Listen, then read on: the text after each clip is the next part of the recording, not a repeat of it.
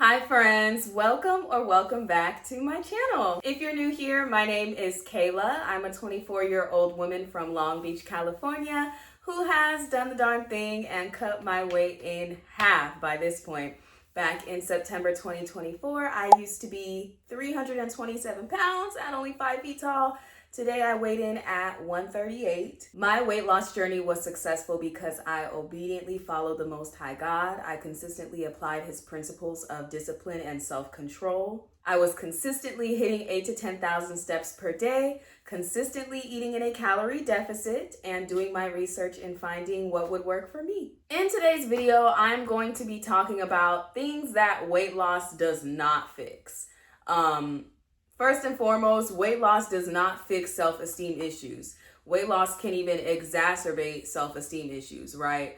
A lot of times when people lose a significant amount of weight, their only goal, their only idea is just the number, all right? I'm starting at 260, 270 pounds. I just want to be 150. I just want to be 150. And they get there and they may not be happy with how they look. A lot of people struggle with body dysmorphia after weight loss. I am one of those people, okay? It's very hard to look in the mirror and not see my 330-pound self or even my 250-pound self. And it's still very crazy for me to look at myself and be like, Kayla, you're 138 pounds, because life really just goes by so quickly when you are just showing up, doing it day in, day out. And then one day you look at yourself and you look totally different. And sometimes you may not like how you ended up looking. Being smaller is one thing, but actually having a physique is a different thing. All right. I don't big up myself too much, but I think I did a really great job at keeping a physique while losing weight, because it is very easy to just lose weight and you just look like a smaller version of yourself. And when this happens, this can still cause a lot of self-esteem issues. Being smaller does not mean, life is just a whole new oyster. While it can open up in a plethora of ways, you are the only person who lives in your body, right? You are the only person who has to show up every day as yourself. So if you don't like the body that you exist in, it could still feel just as bad as it felt being extremely overweight and morbidly obese. After major weight loss, you are also dealing with things like loose skin, sagging skin, excess stretch marks in areas where you used to not have them, right? Things and bits are sagging that used to be tight, but it was only tight because you had a lot of body fat. So just because you are smaller, now you're smaller with stretch marks, now you're smaller with loose skin. And our idea of small looks like people who have always been small, looks like people who have always been average weight. So when we don't look like that, because we have not always been average weight, we're coming from a 250, 300-pound body, have lost over 100 pounds, and you think you're about to look like the tight fit tone bikini model who has always been 120 pounds. When you have stretched your skin to a point, this is the consequence of weight loss. It is amazing to have all of that excess fat off your organs. It's amazing to get that visceral fat down. It's amazing to be getting back better results from the doctor, but there are physical consequences. And sometimes that means you are not looking as aesthetically pleasing as you would like or imagine. And this is why so many people then default to these cosmetic surgeries after major weight loss. Everyone gets it how they live. I'm rocking it out. You guys have seen me plenty of times before. I show my arms, I show my belly, back fat. Like, this is just the reality of it, but some people cannot handle it. So don't think that, when you're dropping this excess weight, especially if you are someone like me who has 100 plus pounds to lose, get in that weight section. That's the best thing I can tell everybody. Like I've been saying this whole time, get in that weight section. Make sure you are eating your chicken, steak, shrimp, salmon, Greek yogurt, eggs.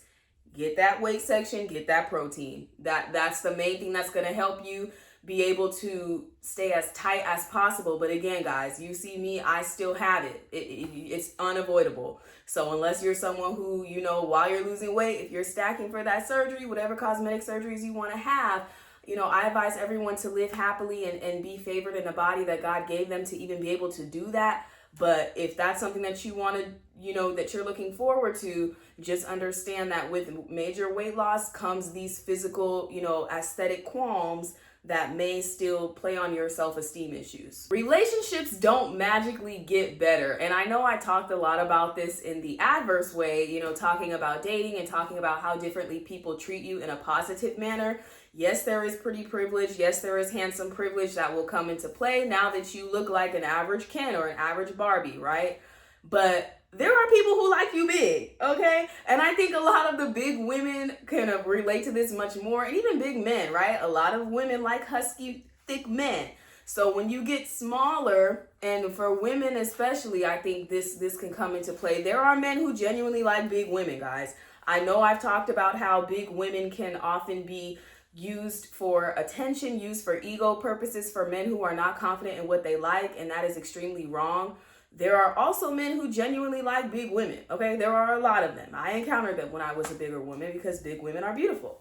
So when you lose weight, when you're no longer his favorite BBW, people, look, it could work in that way as well. People may no longer be attracted to you. It doesn't mean that they are a fetishist. Some people have preferences of fit people the same way people have preferences of larger people. Some people genuinely look for that and want that in a partner. So now that you're a skinny mini, okay, or skinnier than you were, some people may no longer be attracted to that. This also goes hand in hand with work relationships, friendships, okay? Just because you are now a fit person doesn't mean that everyone wants to be your friend. Some people are actually not gonna like you anymore. This is the sad reality of it. I've talked a lot about this before, but there are genuinely people who do not want to see you doing well in life.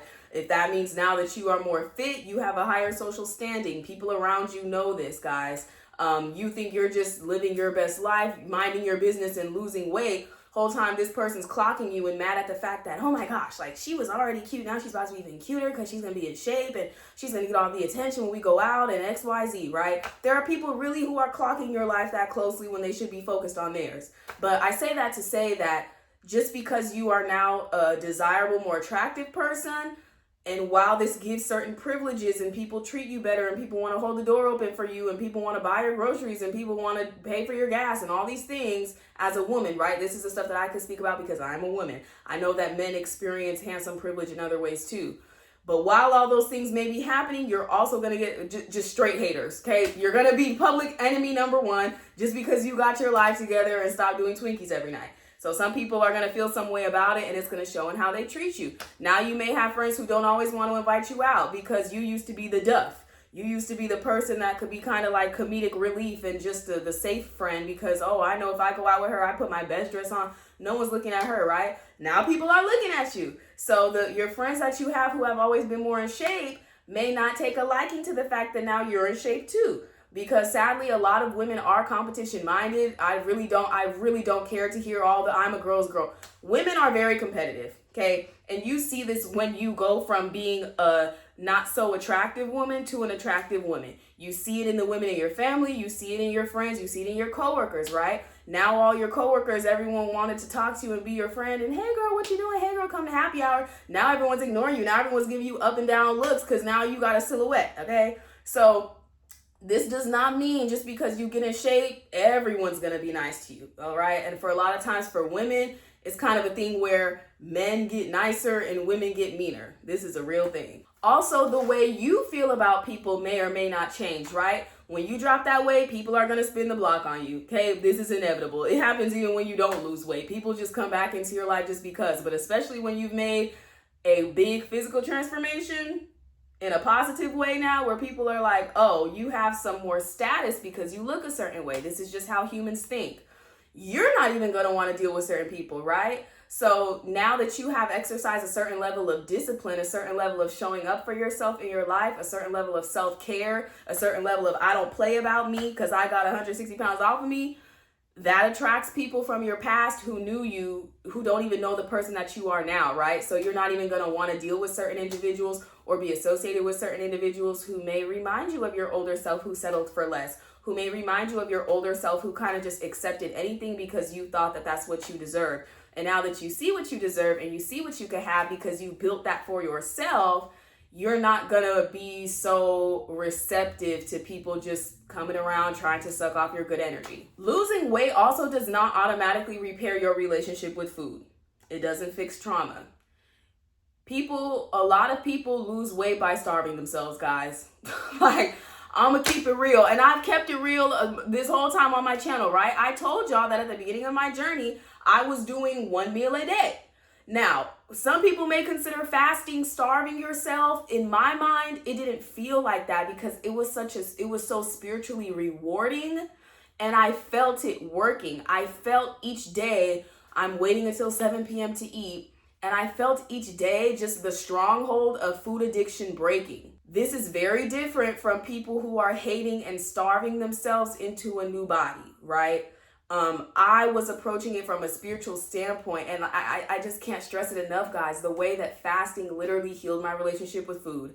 I stopped looking forward to food as the only thing in my day. When you know you're only eating once a day, right? You got to pick up some hobbies. You start learning about money. You start learning about the world. You start feeding your spirit with other things besides just KFC, right?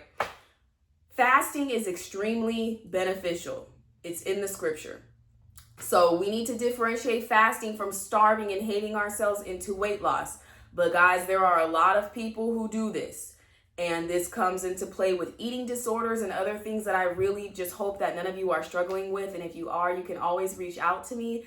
I get it. And although I was fasting from a spiritual standpoint, I'm going to keep it 100 with y'all. There were moments where it can be very hard, especially as a young woman, when you feel like there are societal expectations and, oh my gosh, I have to lose weight to look this way. And there can be moments where you feel like you're restricting yourself from that standpoint, right? This is when we need to pray against body dysmorphia. This is when we need to pray against trying to fit into the world. This is when we need to pray against the spirit of depression, the spirit of comparison, the spirit of trying to be of the world. Okay, we need to be understanding that our purpose of fasting is repairing our relationship with food and getting closer to God, point blank, period. A lot of people are so desperate to achieve a certain look, and they associate being smaller with happiness. These women that you see, guys, who are totally shredded up, stop falling for the lies. Stop falling for these people who are coming on the internet showing you their what I eat in a day is a boiled egg in the morning and a slice of watermelon at night, and telling y'all, oh, this works for me. Like, my metabolism is just so fast. I just don't need to eat like the average person. Everybody processes food the same. No human on this earth is above calories in, calories out. Okay. It takes an extreme amount of discipline to maintain the bodies that some of these women have who are extremely thin, right? There's being fit and then there's being thin. So what I'm talking about is more of the model-esque status. And there are a lot of models, top models, women who have actually worked in the industry, who have come out on YouTube talking about the harmful ways in which, the extents in which models will go to maintain that physique. Okay, most women should not be 105 pounds, 110 pounds, guys. I'm sorry, I don't care what BMI says. If you don't have a certain amount of muscle mass, if you are not an athlete, that's not healthy, okay? The same way we shouldn't be 400 pounds. So please stop falling for the women who are coming on the internet telling you that, oh, this is normal. I'm just this lean. Everybody in my family's skinny. No, she's not eating. She's barely eating, okay? Do not let your quest to be in a healthier body lead you into disordered patterns, lead you into chasing skinny, like we've talked about a lot of times before. Our goal should be to be the most fit, healthy version of us, even if that means we're still 20% body fat, okay? I think I'm at 26, 25. I'll put my recent stats in here, guys. And you know what? I think I did the dark thing. Okay. I think my body's T. All right. How the girls may say it. So you don't have to be 110 pounds. I'm sorry. I don't care what the BMI says. I really think that that's overkill. You should not be fighting to maintain a certain weight. That also goes hand in hand with this. If your comfortable weight should be whatever you could still, eat a regular amount of food, feel satiated, not be having constant food noise. Most people have food noise because they don't eat enough, or they're eating too much of the wrong type of food that's not really satiating them, right? So if you're someone who goes through your day with like consistent food noise, like you just are always hungry, you've lost a lot of weight and it feels like a battle to maintain that weight. Like, I've been maintaining this weight since pretty much January. I've been between like 145 and 138. Okay. You're maintaining, if you're still within 5 to 7-ish pounds, once you're gaining 10, 20 pounds, or now you're actually gaining, right? It's normal to be within 5 to 8 pounds of a weight range. And I've been doing this since January, and I feel comfortable. I still eat big old chicken thighs. I still eat a bunch of fruit. I still eat everything I need to eat to feel satiated. But if you are like fighting to stay at a certain weight, that may mean that's not a comfortable weight for you. And while we should listen to BMI to an extent, right? I just talked about this in my video about the culture. Yes, there's no reason to be 5 feet tall and 380 pounds. We're not advocating for that. But what I'm saying is sometimes your comfortable weight is not going to look like what science says it is. So whatever you can maintain healthily while still making sure that your labs are coming back right, you're not struggling with high blood pressure, you're not, still on the cusp of diabetes or anything else, then that's what you can maintain, then that's fine, right? We don't need to be chasing small just to be small. Losing weight does not make you a better person. I talked about this as well when people lose a bunch of weight and they just become fat haters. Like, I'm still this girl.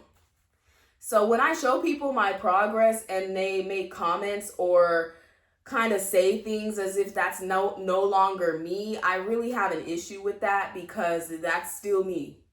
I didn't just disappear. That's still my personality, my brain, my life, my lived experiences is still inside of me. I just changed my body. So a lot of people do lose weight, and subconsciously or not, they kind of now have this complex towards overweight people.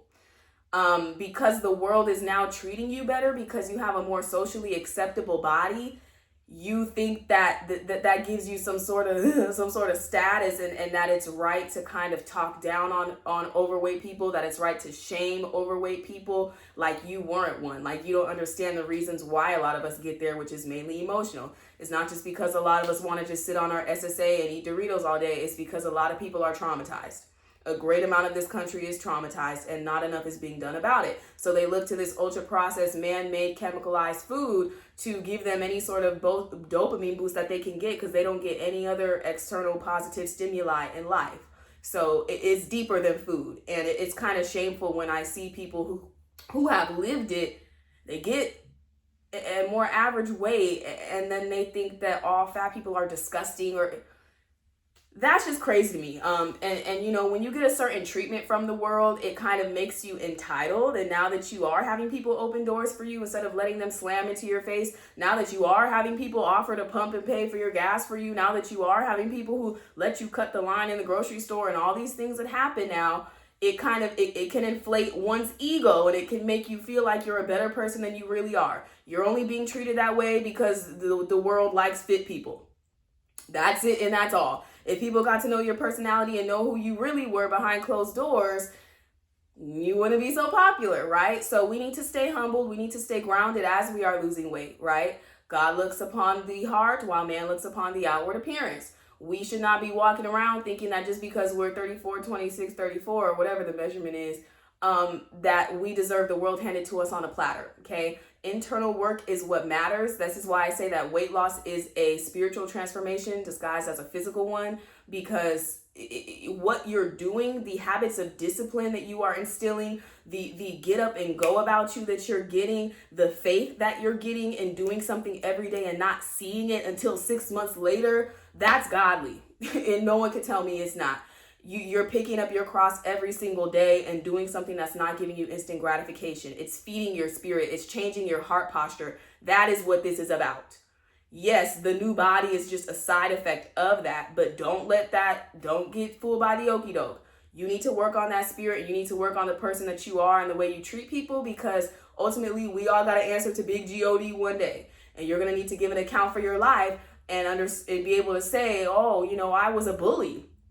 Oh, I treated people differently because of how they look, right? So we need to really understand that this is more than just a physical, and just because the way that people treat you changes doesn't mean you deserve that treatment. Lastly, losing weight doesn't fix or replace your purpose, okay? Some of us, this is our ministry. Some of us, we were meant to go through these drastic transformations so we can get on here and talk to y'all, right? And even that, I want to say even that, like, the purpose of my life was not to be 330 pounds and lose a bunch of weight, okay? The purpose of my life is exhortation. The purpose of my life is teaching. The purpose of my life is ministry, right?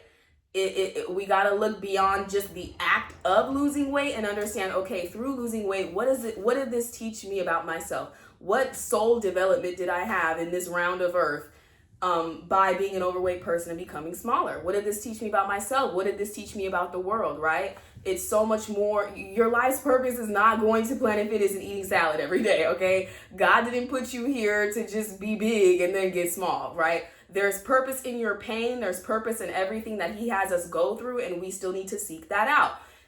My life is not just about this. There are so many other things that I do in life. I love to sing. I play piano. I love to write. I love reading. I love to garden. I love to cook.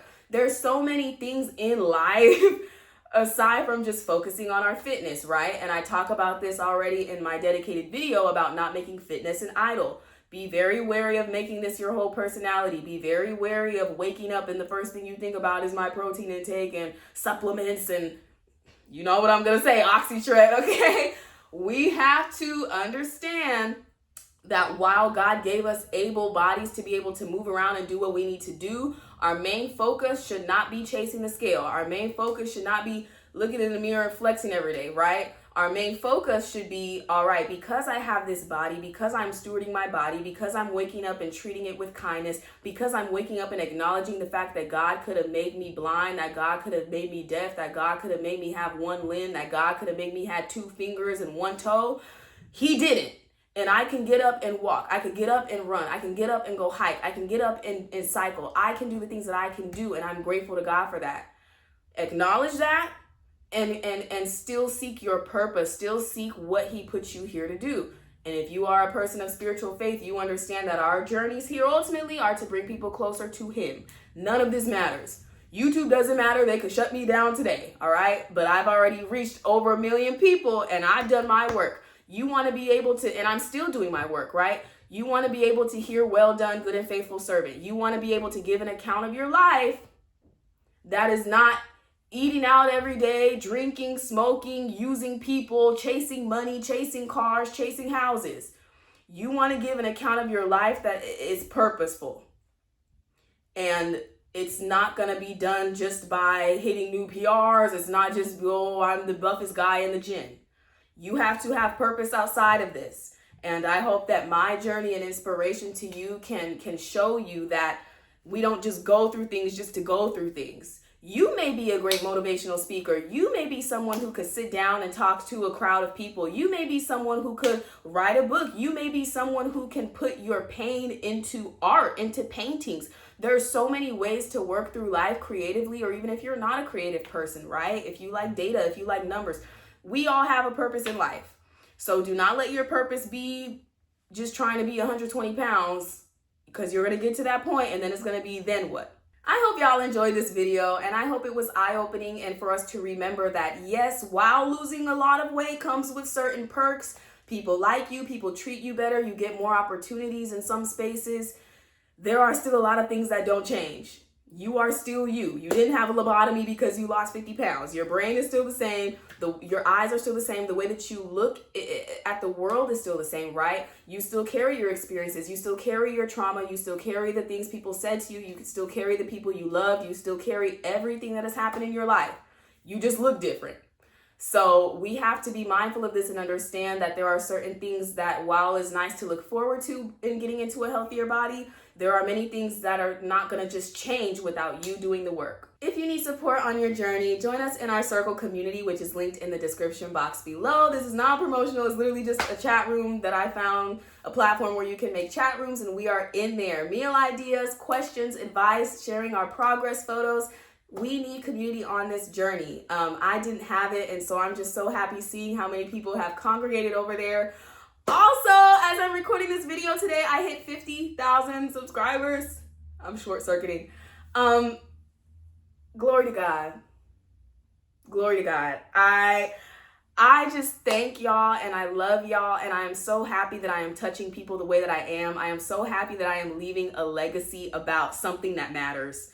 I'm so happy that I am leaving a legacy and educating on things that can change and save someone's life. If you have ever commented, if you have ever liked a post, if you have ever said hi to me at the gym, if anything, I love you. You are seen, you are appreciated, you are heard. We are propelling the kingdom. We're saving souls over here, okay? This is not about weight loss. This is about defeating gluttony. This is about defeating obesity. This is about breaking generational curses. And I am so happy to have you here. There is a reason why you found whatever first video you found of me, even if it's this one. There is a reason. And it is so much more than just work out with me vlog, 10 hacks for a flat stomach, okay? It's so much more. And God is working through all of this. I'm just the messenger. I love you. Thank you, thank you, thank you. And I will see you very soon. Bye.